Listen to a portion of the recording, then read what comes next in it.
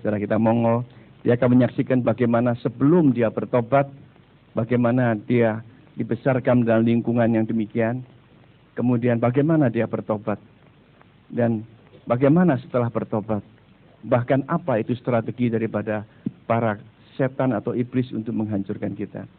Kita berikan kesempatan.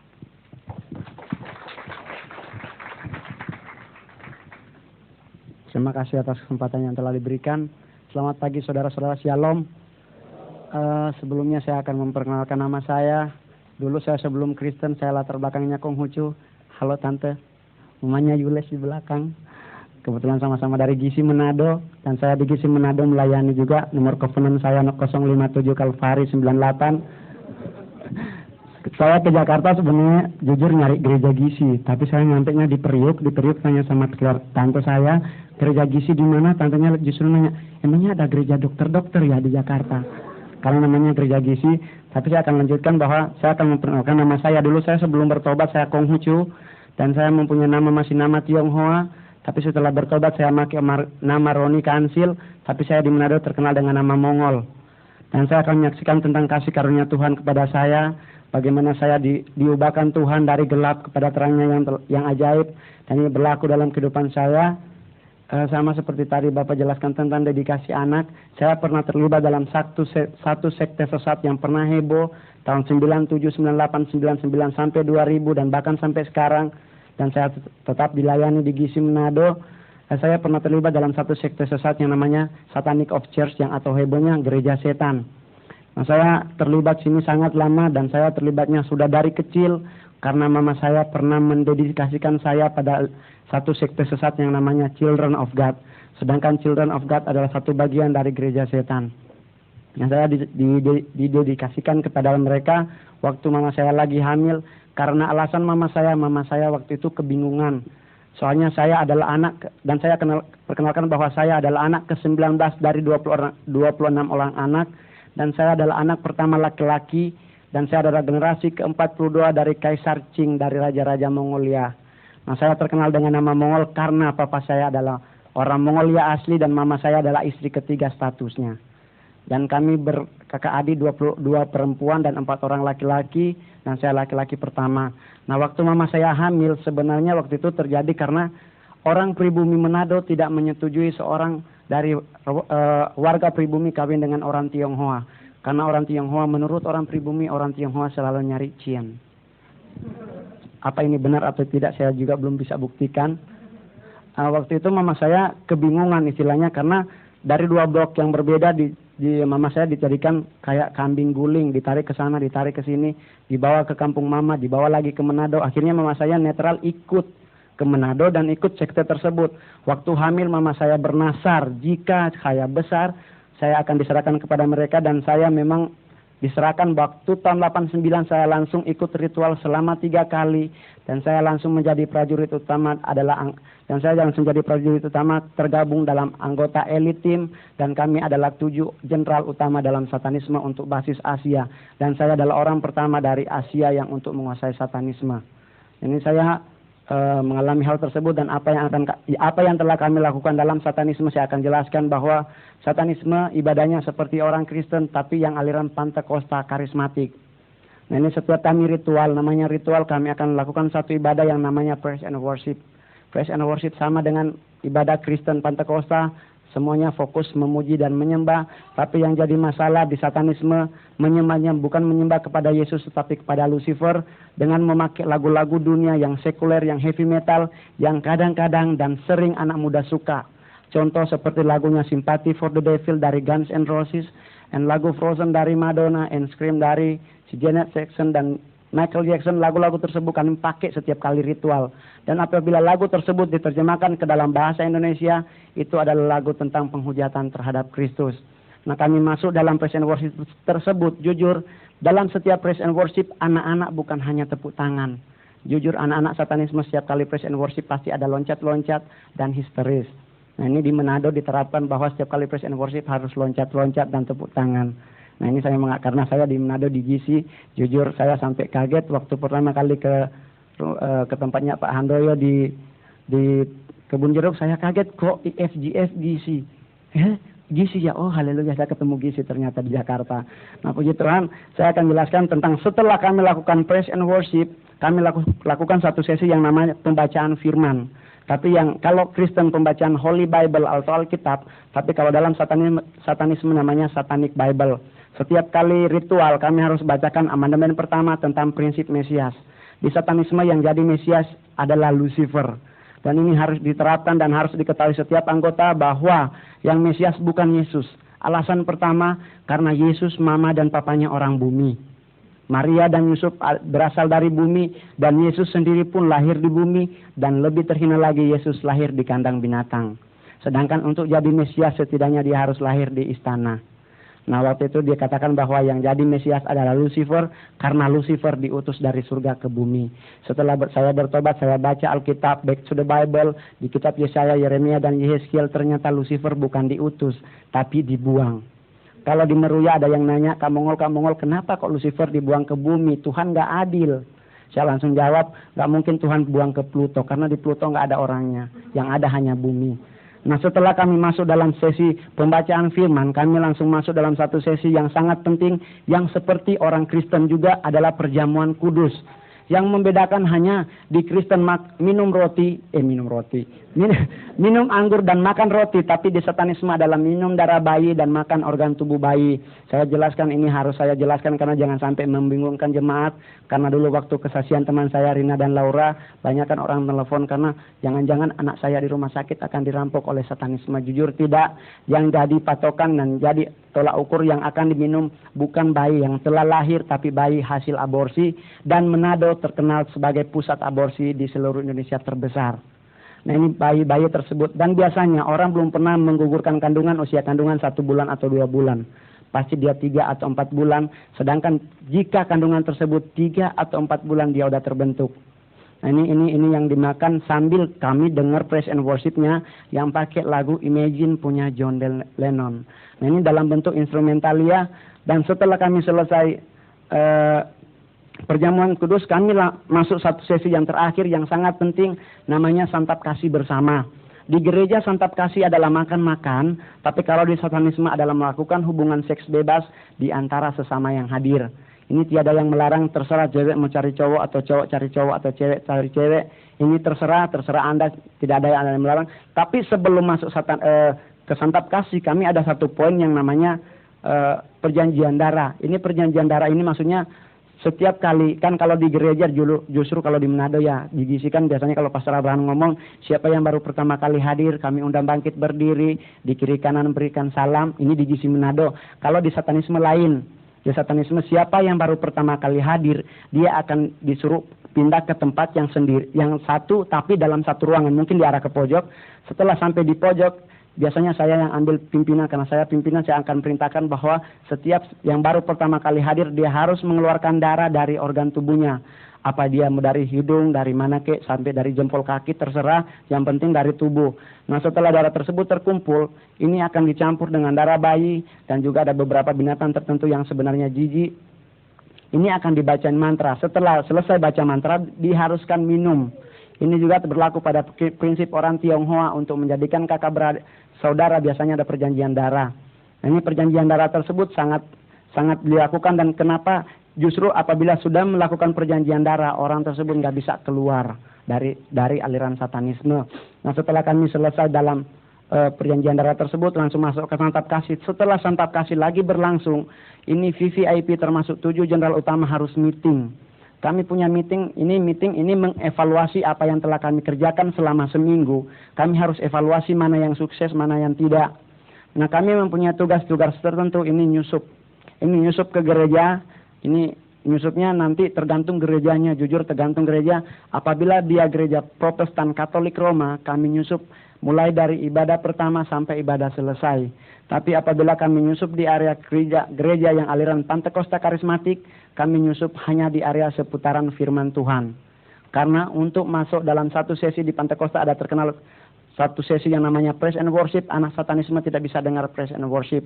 Nah jujur, ini satanisme kerjanya nyusup-nyusup. Nah ini juga ada contoh satu teman saya namanya Mario, tanggal 14 Februari tahun 2000 dia nyusup ke Gisi. Waktu dia nyusup ke Gisi, mulai praise and worship, Malio langsung kelabakan dan langsung muntah darah dan langsung dilayani di tempat tersebut. Langsung dibawa cover Pastor Abraham, Pak Yusak Kere, papanya Ana, itu banyak, Pak John Kilis, mereka langsung cover karena kebetulan dia mau menyusup, dia nggak tahu gereja ini dipikirnya Protestan karena memang kerjanya Satanisme nyusup. Nah dia nyusup di waktu firman Tuhan dengan cara apabila jujur waktu firman Tuhan dibentangkan fokus manusia sebenarnya ke arah firman. Tapi waktu masuk sesi khotbah apabila tidak ada pendoa syafaat bisa dikuasai lingkungan waktu firman tersebut. Ini bisa dilihat waktu sesi khotbah, banyakkan yang gereja, kalau gereja Protestan atau Katolik, 100% yang dalam gereja, 70% pasti tidur. 30% ngerumpi, 20% ngerumpi, yang lain nggak tahu pada kemana, lain udah, pasti yang 5% mungkin ada yang dengar, tapi kebanyakan 70% pasti tidur. Ini kenapa? Karena memang Satanisme dia akan lakukan dalam alam spiritual, di alam roh, dia tawan pikiran orang. Nah selain kami menyusup dalam area firman Tuhan, kami juga ada nyusup kalau dalam KKR ini, selain kami ke gereja, ke persekutuan, kami juga ada nyusup-nyusup di KKR. Di KKR ini kami nyusup pada area altar call. Nah waktu altar call saya hafal sekali apa yang sering hamba Tuhan katakan, bahwa siapa yang belum terima Yesus secara pribadi, kami undang maju ke depan, taruh tangan kananmu di dada, tangan kirimu angkat ke atas. Ini kan kalau di altar call. Nah waktu di altar call, anak Satanisme juga ikut-ikutan altar call. Bahkan kalau perlu, bahkan sering, kadang-kadang juga taruh tangan kiri di dada, angkat tangan. Karena untuk berdoa orang yang di altar call itu lama, karena hamba Tuhan nunggu, masih ada nggak yang mau datang. Nah ini anak Satanisme sebenarnya dia udah mulai baca mantra, dia udah mulai baca mantra. Mantra tersebut biasanya yang bisa tahu adalah pendoa syafaat. Kalau pendoa syafaat peka, dia akan lihat sepertinya ada satu cahaya yang terfokus, dia akan berbentuk jadi bulat. Dan waktu bulatan tersebut utuh, dia akan pecah. Yang pecahan ini akan kena ke orang-orang yang di altar call, orang-orang tersebut akan rebah, tumbang. Nah yang jadi masalah kadang-kadang hamba Tuhan tidak peka bahwa orang tersebut tumbang dalam Satanisme. Hamba Tuhan sering menyangka itu tumbang dalam roh. Nah waktu tumbang dalam roh, hamba Tuhan sering tidak pernah melayani karena dipikir itu udah Roh Kudus yang bekerja. Padahal apabila dia tidak dilayani, anak Satanisme udah nunggu di luar dan orang tersebut udah gampang jadi anggota baru. Nah kami juga punya target, selain menyusup ke gereja ke KKR, kami juga punya target membunuh hamba Tuhan. Membunuh hamba Tuhan ini maksudnya terserah dia, apa dia masih muda atau udah tua, yang penting dia melayani dalam pekerjaan Tuhan, itu udah termasuk kategori hamba Tuhan, dia harus dibunuh. Tapi dibunuh bukan secara fisik. Kalau di Amerika bunuh fisik memang berlaku, tapi untuk basis Asia bunuh secara roh. Jika hamba Tuhan tersebut dari aliran Pentakosta karismatik, dia harus diusahakan dibunuh rohnya. Ini contohnya di Manado ada banyak hamba Tuhan yang kaliber Pentakosta karismatik, dia dijatuhkan oleh Satanisme dalam roh selingkuh. Dia udah punya istri tapi punya simpedes, simpanan perawan desa. Ini hamba-hamba Tuhan tersebut banyak di Manado. Dan yang paling gampang, saya minta maaf, saya tidak akan pernah melecehkan satu gereja. Tapi jujur, jika kami nyusup di gereja Protestan Katolik Roma, kami tidak pernah merasakan satu perlawanan dari gereja tersebut, karena kami merasa gereja tersebut cetek. It's not the power, jujur, dan saya mohon maaf kalau memang ada yang mau tersinggung, silakan nanti berurusan dengan Tuhan. Nah ini kami lakukan hal tersebut, kami membunuh secara fisik, secara roh. Kalau Amerika berlangsung secara fisik, bahkan ada beberapa hamba Tuhan yang udah mati oleh Satanisme. Nah ini kami punya kerja-kerja tersebut, dan kami juga punya target utama menjadikan Manado sebagai basis Satanisme terbesar di wilayah Asia. Kenapa tidak Singapura? Di Singapura ada Konghi. Konghi ini pendoa, dia hamba Tuhan yang orang Manado bilang Haleluya Cafe yang sangat dahsyat. So, kalau di Korea Selatan ada Paul Yong Icho, kami nggak bisa nyusup kami nggak bisa buat satu tempat yang dikuasai oleh orang-orang karismatik Pentakosta. Karena di Korea Selatan yang berkuasa si Paul Yong Icho, di Manado Protestan yang berkuasa. Nah ini yang jadi masalah, justru gereja-gereja cetek yang berkuasa dalam satu lingkungan tempat. Nah tempat ini akan dijadikan target, karena Manado, gereja-gereja di Manado banyak. Mau nyari gereja Betel ada berapa puluh, ada Yehuda, ada Betania, ada Advent Advent Pembaharuan, ada Advent Hari Ke-7, ada banyak gereja lah. Sampai ada Gisi, ada lagi Gilgal, banyak pokoknya gereja. Bahkan di Novotel 3 lantai ada gereja semua, ada lantai yang berbeda-beda. Ini di Manado jadi basis utama, karena Manado Kristen paling solid yang ada di Sulawesi Utara di dunia, tapi yang justru pegang peranan adalah orang Protestan. Nah, ini hal-hal tersebut kami target, dan saya jelaskan bahwa saya bertobat. Saya akan ceritakan saya bertobat, saya tidak pernah lupa tanggalnya, tanggal 14 Februari tahun 97, dan setiap tanggal 14 Februari adalah hari penginjilan satanisme terbesar. Karena tanggal 14 Februari banyakkan anak muda nongkrong di mall. Jujur, karena Valentine Day, biasa anak muda ke mall, dan kalau perlu dia pakai seragam pink-pink, kalau perlu sampai gigi diwarnain pink. Ini anak-anak muda akan di mall. Tak saya waktu itu jujur saya ke mall karena saya harus cari 3 jiwa baru. Saya akan dibayar 500.000 bonus.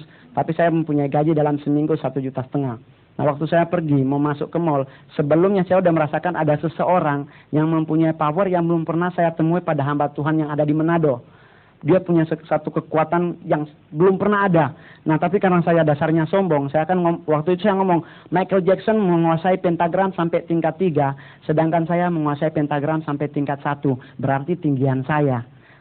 Pasti hamba Tuhan ini bisa saya jatuhkan. Pentagram tingkat 2 pasti dia bisa jatuh. Tapi waktu saya mau masuk ke matahari, hamba Tuhan tersebut ternyata mau keluar. Dia seorang wanita, dia sekarang udah umur 46 tahun. Dan dia sangat cantik, tapi dia kalau di Manado terkenal dengan tukang bongkar dosa. Nah, waktu saya ketemu dia face to face, tapi nggak deket, tapi ada jarak tertentu. Dia di pintu keluar, saya mau di pintu masuk. Yang ini di matahari ada dibatasi jalan buat mobil lewat. Nah, waktu saya lihat dia, saya belum pernah merasakan ketakutan seperti itu. Jujur saya dari kecil belum pernah takut. Mama saya umur 7 tahun pernah pukul mama saya. Itu umur 7 tahun sampai mama saya pingsan seharian penuh. Ini kenakalan saya dari kecil, bahkan nenek saya harap maklum orang Tionghoa kalau yang keluar dari bangsawan kan telapak kakinya kan kecil, karena dari kecil udah dipakein sepatu besi. Nama nenek saya tuh kakinya kecil, ininya nah ini saya bisa pukul nenek saya kalau nggak dikasih duit. Nah, ini saya bobrok. Nah, waktu saya ketemu, saya belum pernah merasakan ketakutan tersebut, dan waktu saya ketemu, saya langsung ambil posisi saya mau nyerang dia. Waktu saya serang, saya mulai baca mantra dari yang cetek-cetek sampai pentagram tingkat 3. Hamba Tuhan tersebut tidak pernah kalah-kalah. Bahkan sampai pentagram tingkat 2 pun hamba Tuhan tetap berdiri, nggak takut. Waktu pentagram pertama saya mau hafal, saya mau pakai, udah pertengahan ilmunya, mantranya udah tengah-tengah hilang dari pikiran, dan udah nggak bisa saya ingat lagi. Saya berulang kali, saya usahakan diulang lagi, saya mau ingat-ingat apa, tapi tetap tidak bisa. Nah, waktu saya tidak bisa tersebut, saya langsung ambil keputusan untuk lari secara fisik. Waktu saya mau lari secara fisik, ini istilahnya saya mau lari memang dengan kekuatan sendiri. Posisi saya kaki kiri di depan. Waktu itu saya nggak pernah lupa kaki kiri di depan. Waktu kaki kiri di depan, waktu saya mau siap-siap lari, saya belok bisa. Saya bisa lihat samping, muka, depan, belakang bisa. Tapi yang jadi masalah kaki nggak bisa. Sepertinya ada satu kekuatan yang sangat luar biasa yang menahannya. Bahkan saya bantu pakai tangan pun kaki nggak bisa diangkat. Waktu sambil angkat kaki ini berusaha untuk angkat, saya langsung mewek. Saya langsung nangis, dan hamba Tuhan tersebut ngomong bahwa itu anak udah mewek. Jujur saya orang Manado nggak ngerti apa arti kata mewek. Saya Desember tanggal 7 tahun 2000 barusan saya ke Jakarta, saya nanya di Tanjung Priok, tante apaan tuh mewek? Ternyata mewek nangis. Nah, saya nggak tahu apa arti kata mewek. Saya mewek waktu itu, dan waktu mewek saya langsung rebah. Saya rebah sekitar jam 3 sampai setengah 4, kira-kira di seputaran jam tersebut. Saya sadarnya udah di dalam kamar. Hamba Tuhan tersebut lagi praise and worship, dan waktu dia praise and worship, yang saya pertama lakukan adalah pegang kepala. Karena kebetulan lantai matahari, lantai dasarnya itu kalau secara tukang, dia perbandingan 1:1. 1 sak semen, 1 sak pasir, berarti keras. Nah, waktu saya sadar, saya pertama pegang kepala. Jangan sampai mungkin bocor atau bengkak, sebesar bakpao atau gimana. Ternyata tidak. Waktu saya dengar praise and worship-nya, saya langsung ketakutan, dan saya langsung merasakan ada kayaknya ada duri yang menusuk-nusuk dalam tubuh saya, dan saya langsung ambil sikap semedi, dan saya berusaha baca mantra, tetap tidak bisa. Saya langsung lari, dan puji Tuhan setiap kali saya bersaksi, saya selalu lihat pintunya seperti depan, pakai kaca yang nggak ada penghalangnya. Nah, saya waktu itu langsung lari, saya tabrak kacanya seperti ini pintunya, karena kebetulan hamba Tuhan tersebut numpang di rumah orang kaya. Nah, waktu saya lari, saya tabrak kaca, saya udah bisa lari.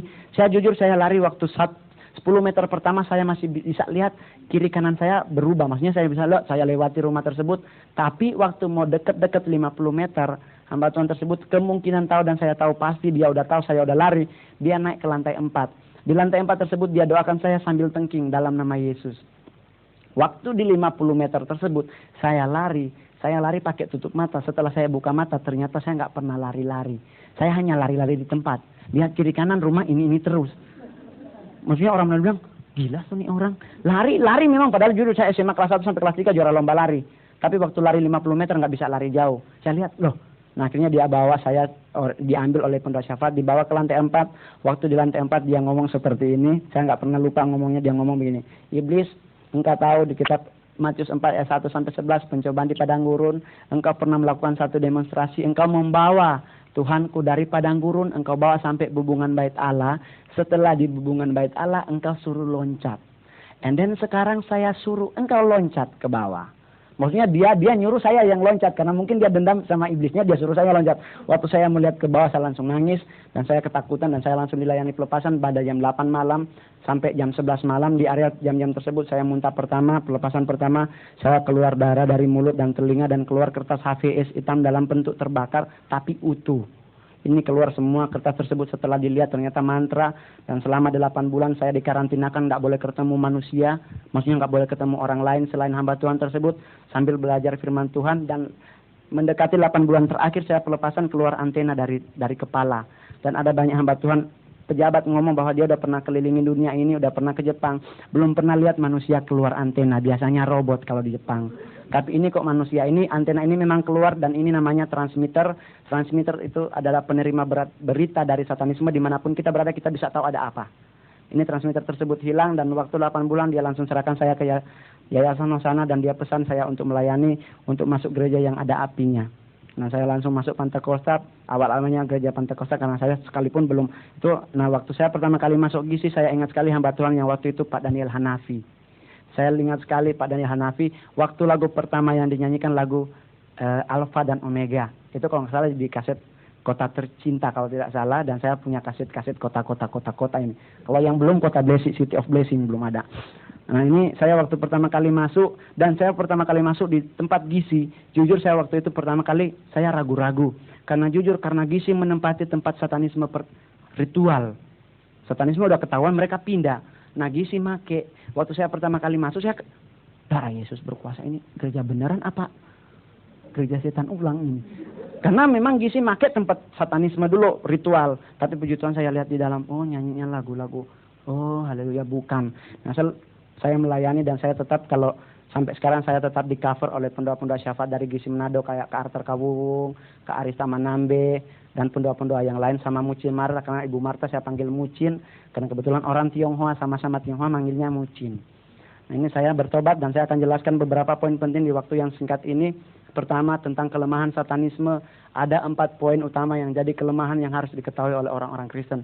Jujur, target satanisme bukan orang tua. Yang para orang tua bersyukur nggak jadi target. Yang jadi target utama adalah anak-anak muda, karena Lucifer tahu di akhir zaman yang akan bangkit bukan orang tua, justru yang bangkit teruna-teruna muda.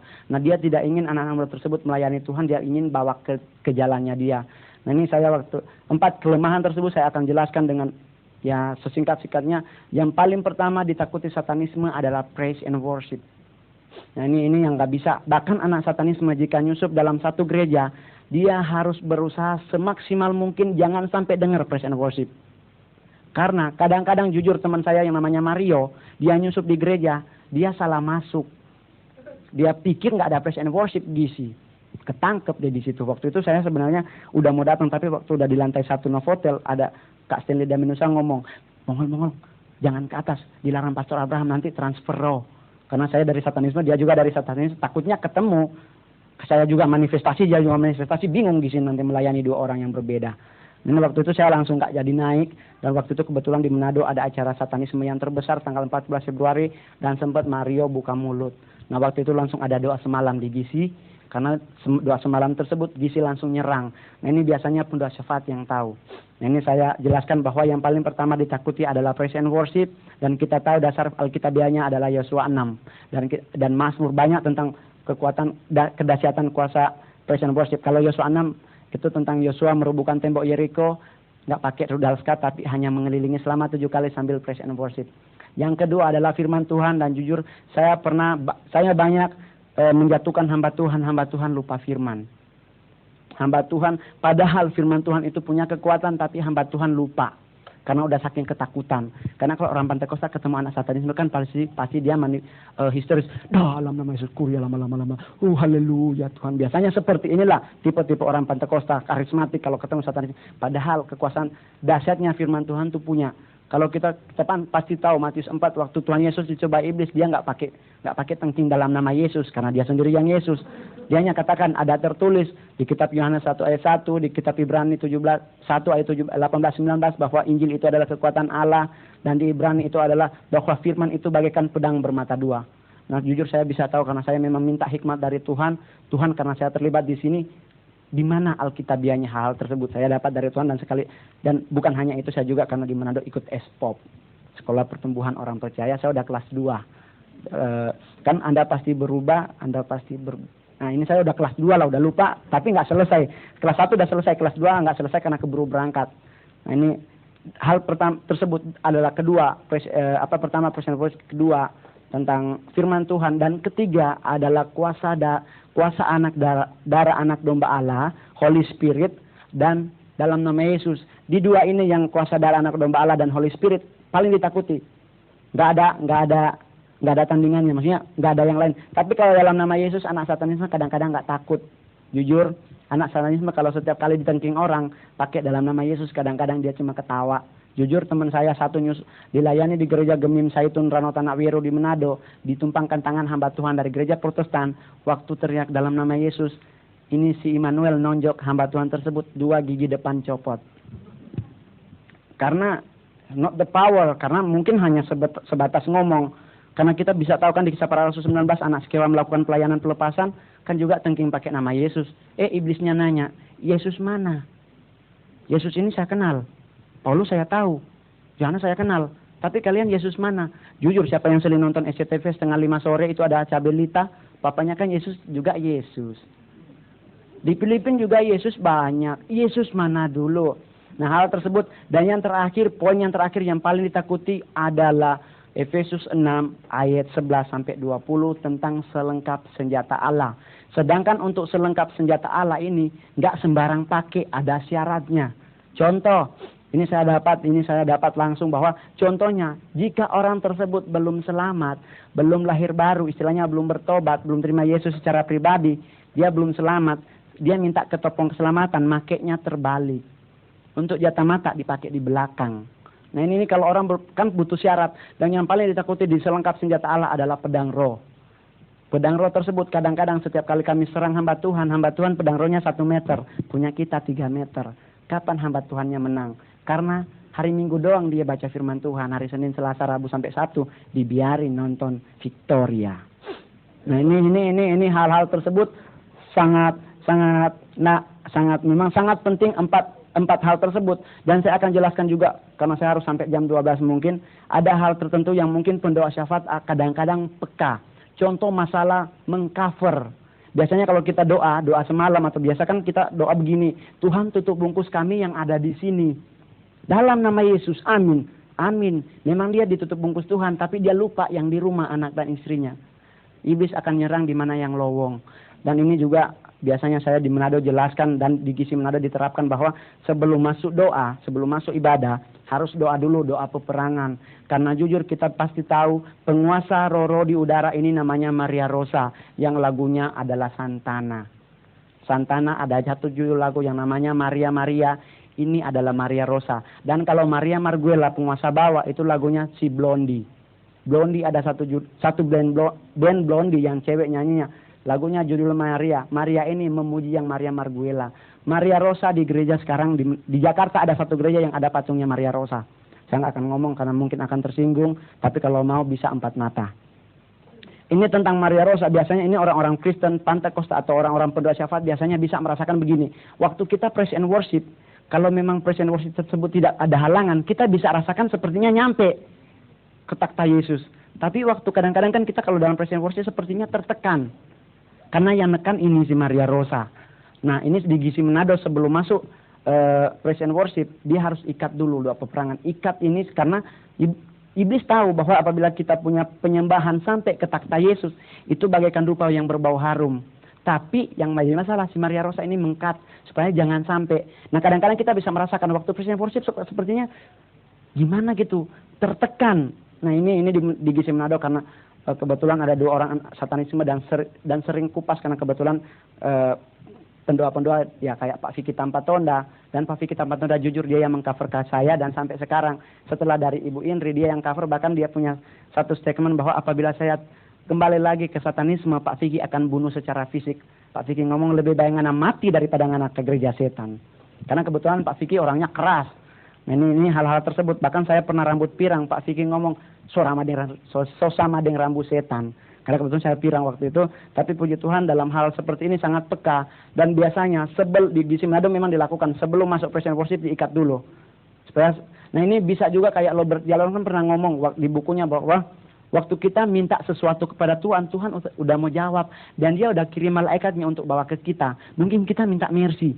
Mercy dari surga udah datang. Yang jadi masalah waktu dari surga udah datang, dihalang-halangi si penguasa di udara. Akhirnya 30 malaikat melawan satu malaikat balik ke surga. Yang datang ST20. Ini hal tersebut karena yang jawab udah bukan Yesus, udah si Maria Marguel. Ini contoh seperti doa Katolik. Katolik mengenal 2 doa yang namanya doa novena dan doa rosario. Di antara dua doa ini yang sering dijawab adalah doa novena. Sedangkan yang sering nyebut nama Maria adalah doa rosario. Kenapa? Karena doa rosario nggak pernah sampai kepada Yesus. Yesus pemama kepada Maria, karena nyampenya kepada Maria Rosa. Maria Rosa tambah 3 huruf Rio jadi Maria Rosario.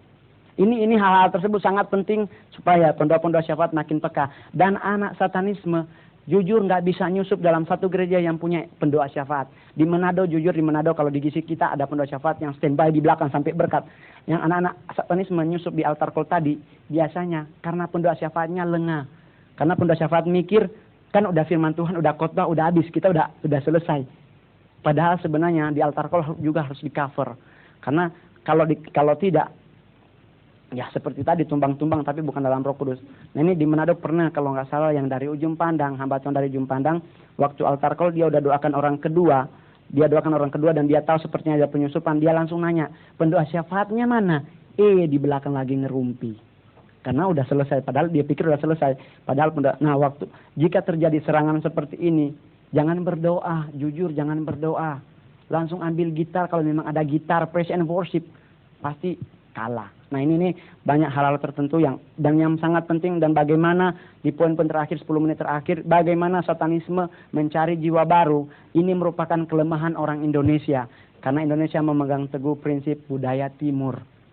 Anak satanisme nyari jiwa baru, pergi ke mall, jujur nggak pernah door to door, nggak pernah. Dia selalu nyari ke mall dan dia akan ajak orang-orang tertentu untuk ikut ritual. Tapi bukan ngomong ritual, yuk ibadah yuk, tapi yuk makan dulu, makannya bukan di Amigos yang agak minggir got sedikit, bukan di restoran yang 20.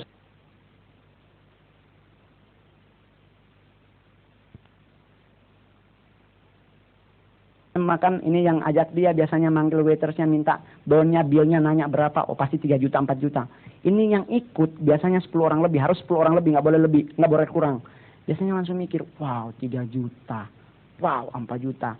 Nah waktu udah selesai dibayar pakai kredit card, udah ada billnya sama yang bayar tadi, yang kiri kanannya akan minta, lihat dong bonnya, lihat, wow 4 juta. Ini yang 10 orang yang diajak akan lihat semua.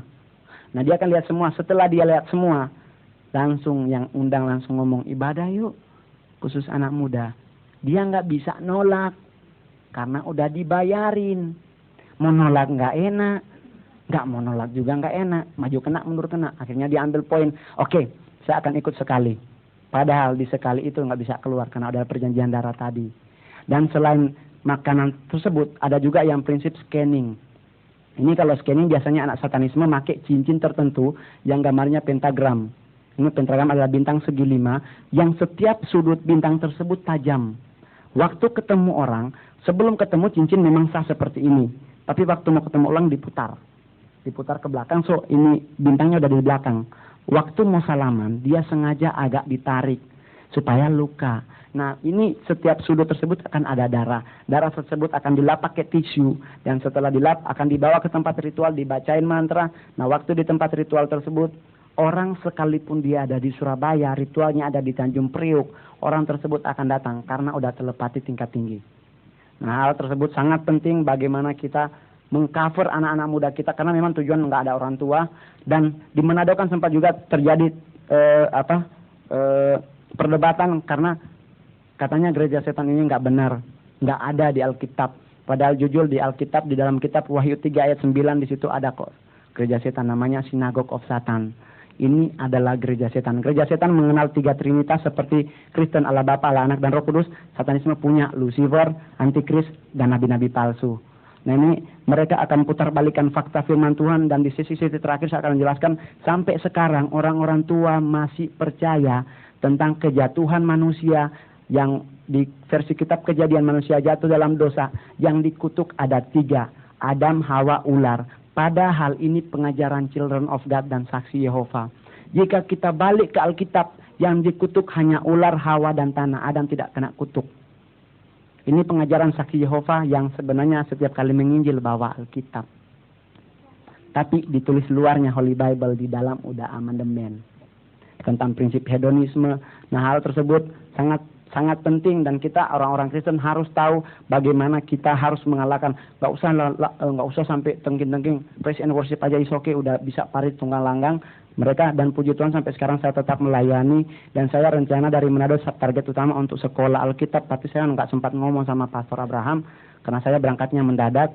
Tapi saya akan telepon ke pastor bahwa saya udah masuk gizi di Jakarta, karena selama ini nyari gizi nggak ketemu-ketemu. Katanya di Cilincing nggak tahu, sampai Bogasari nggak ketemu-ketemu. Ini puji Tuhan sampai sekarang saya tetap melayani, dan saya akan tetap berbakti sampai selesai di sini. Kalau memang ada yang kepingin ketemu, kepingin tanya-tanya tentang produk satanisme menguasai 90%. Produk mereka di supermarket ini ada 90%. Supermarket menjual produk satanisme, 90% produk satanisme di supermarket dijual. So kita sebagai orang Kristen bagaimana? Apakah kita akan balik ke Saman Batu kalau nyuci rambut pakai santan? Sedangkan setiap kali satu produk, satu sampo, seumpama dia satu sampo, 10% masuk ke satanisme. So, bukan cuma narkoba membuat orang ketergantungan, sampo pun bisa. Kalau kita udah cocok pentin, kita nggak akan beli lain dong, kita pasti akan pentin. 10% masuk satanisme, dan kita akan jadi donatur secara tidak langsung. Kalau kita di Manado sebelum beri produk, kita doakan dulu pemutus hubungan supaya nggak akan terjadi apa-apa. Puji Tuhan sampai di sini mungkin kesaksian saya. Kalau ada yang mau nanya bisa sebentar atau bagaimana, karena kebetulan saya udah tahu ada gizi di Mega Mall Fluid, saya tinggal di Tanjung Priok dekat, saya akan ke sini terus.